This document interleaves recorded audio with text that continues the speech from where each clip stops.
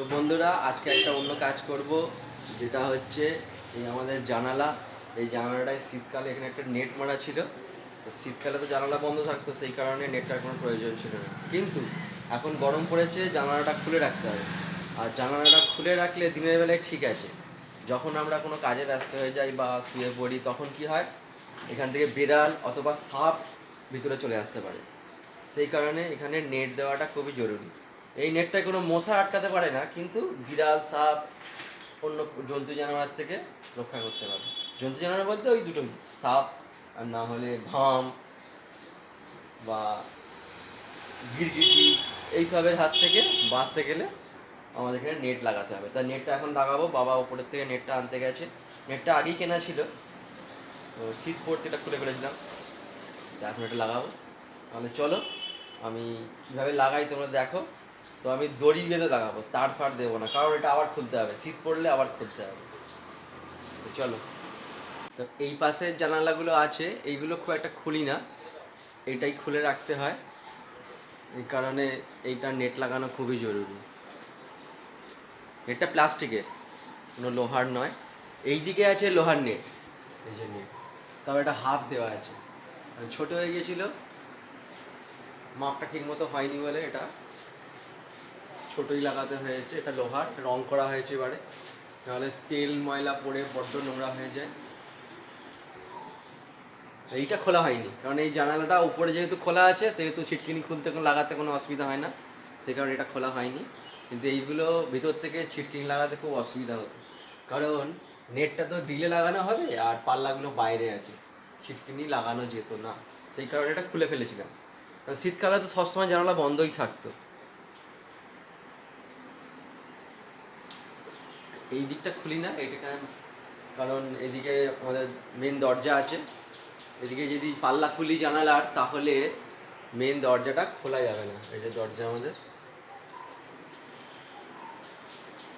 তাহলে নেটটা নিয়ে আসছে বাবা, আমি এবার দড়িগুলো কেটে রেডি করি মাপ মতো, কারণ প্রতিটা পয়েন্টে একটা করে দড়ি লাগাতে হবে। তাহলে আমি এখন নেটটা আনতে যাচ্ছি, তো চলো আমার সাথে। নেটটা রাখা আছে সিঁড়ির ওপরে, মানে সিঁড়ির ওপরে বলতে সেই একদম উপরে রেখে এসেছি, তো সেখান থেকে আনতে যেতে হবে।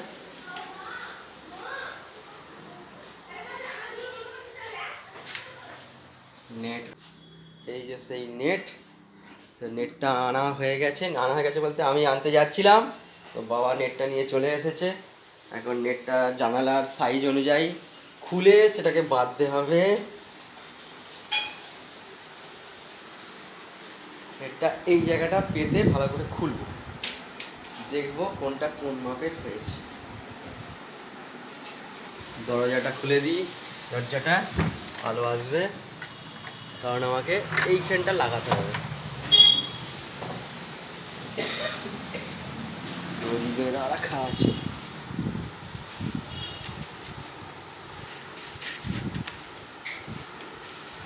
দড়ি খোলা হয়ে গেছে। এটা হচ্ছে প্লাস্টিকের নেট, এটা প্রতিটা বাড়িতেই সকলেরই লাগিয়ে রাখা উচিত, তাহলে আমাদের মতো যে সমস্যা হয় সেই সমস্যায় পড়তে হবে না। এগুলো খুব ময়লা হয়, এই কারণেই ময়লা হয়, এতে তো ঝুল, তারপরে তেল মশলার যে ঝাঁঝটা গিয়ে পড়ে, সেই কারণে ময়লা হয়। সার্ফ দিয়ে পরিষ্কার করার চেষ্টা করা হয়েছে, কিন্তু খুব একটা পরিষ্কার হয় না, একটা দাগ রয়েই গেছে। তাহলে এটা আমি মাপ করে লাগাই, তারপরে আমি দেখাচ্ছি, কারণ এক হাতে ক্যামেরা করতে করতে লাগানো যাবে না। তো তোমাদের দাদা ভাই তোমাদেরকে বললো যে জালটা কিভাবে লাগাবে সেটা দেখাবে, তো এতটাই ব্যস্ত হয়ে পড়েছে যে ও ক্যামেরা করতে ভুলে গেছে। তো চলো আমি রান্না বসিয়ে দিয়ে গ্যাসটা কমিয়ে দিই, ক্যামেরাটা আমি করে দিই। তো চলো তোমাদেরকে দেখিয়ে দিই।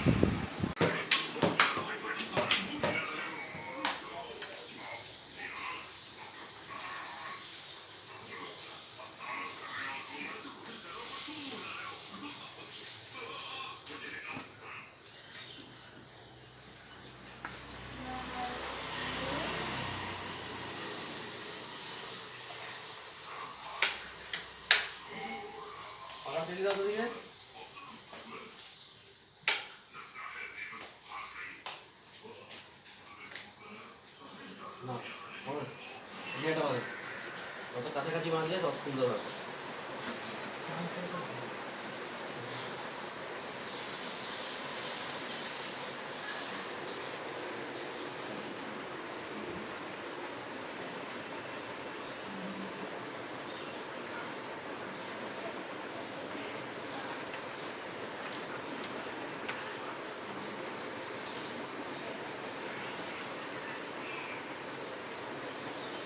ফটো মতো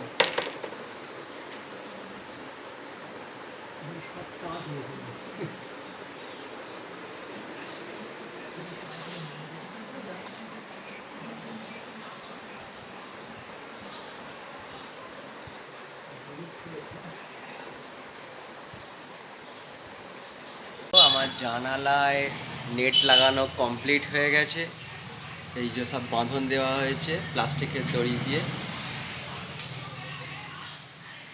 তখন আমি লাগাচ্ছিলাম বলে ক্যামেরা করতে পারিনি। তো এই দুটো জানালা আমি নেট লাগিয়ে ফেললাম।